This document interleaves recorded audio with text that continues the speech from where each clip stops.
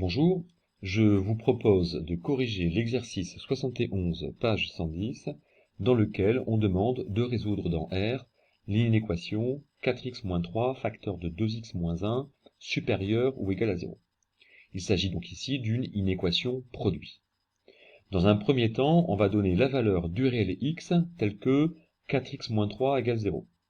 Dans un deuxième temps, on va trouver la valeur du réel x telle que 2x-1 égale 0. Dans un troisième temps, avec ces deux valeurs, on va dresser le tableau de signes du produit de ces deux facteurs. Et grâce à ce tableau de signes, on pourra donner la solution du problème, autrement dit, on pourra donner les réels x qui sont solutions de l'inéquation. Alors, je fais remarquer que l'expression qui est proposée ici est un produit, autrement dit, c'est une expression qui est factorisée.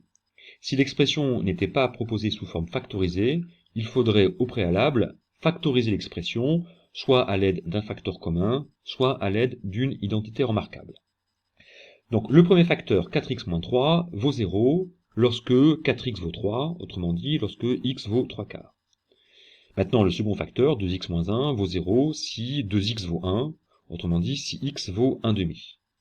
Maintenant, avec ces deux valeurs-là, on va pouvoir dresser le tableau de signes du produit.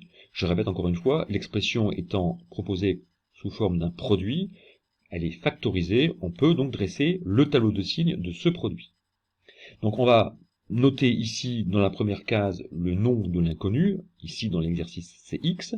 On va réécrire ici le premier facteur, 4x-3.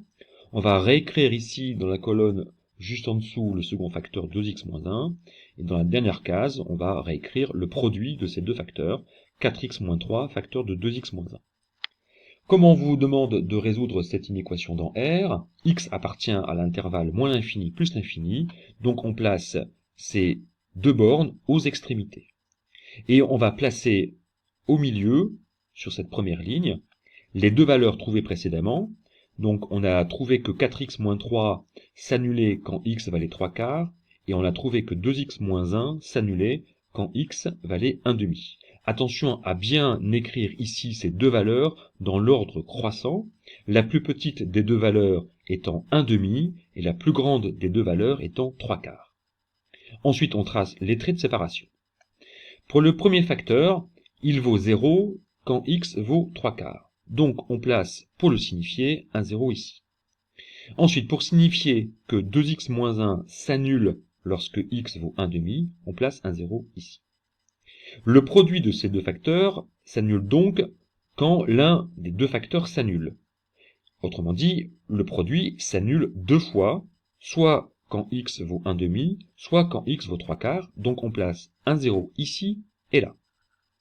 Maintenant pour les signes, le premier facteur est un facteur affine, et le coefficient directeur vaut 4, donc il est positif.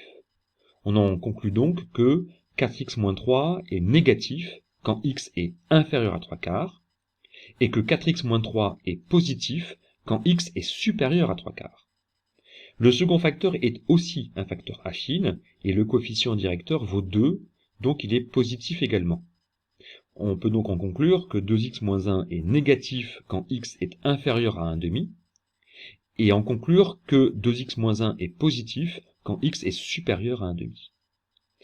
Maintenant, pour trouver le signe du produit de ces deux facteurs, on utilise la règle des signes. Si x appartient à l'intervalle moins l'infini 1 demi, le premier facteur étant négatif et le second facteur étant négatif aussi, le produit des deux facteurs est positif. Maintenant, dans l'intervalle 1 demi, 3 quarts, le premier facteur est négatif, le second facteur est positif, donc le produit de ces deux facteurs est négatif. Enfin, si x appartient à l'intervalle 3 quarts plus l'infini, le premier facteur 4x-3 est positif, le second facteur 2x-1 est positif également, et donc le produit de ces deux nombres est un nombre positif. Maintenant, on en revient à l'énoncé qui demande de résoudre l'inéquation 4x-3 facteur de 2x-1 supérieur ou égal à 0. Vous remarquez que sur la dernière ligne du tableau de signes qui donne le signe du produit, on remarque que le produit est bien supérieur ou égal à 0, soit quand x appartient à l'intervalle moins l'infini 1 demi, soit quand x appartient à l'intervalle 3 quarts plus l'infini. Et donc la solution de cette inéquation, c'est l'intervalle moins l'infini 1/2, union l'intervalle 3/4 plus l'infini. 1/2 étant inclus, car lorsque x vaut 1/2, le produit vaut 0 et l'énoncé demande de donner les réels x tels que le produit est supérieur ou égal à 0, et x égale 3/4 est également solution, car pour x égale 3/4, le produit vaut 0, et c'est ce que demande l'énoncé.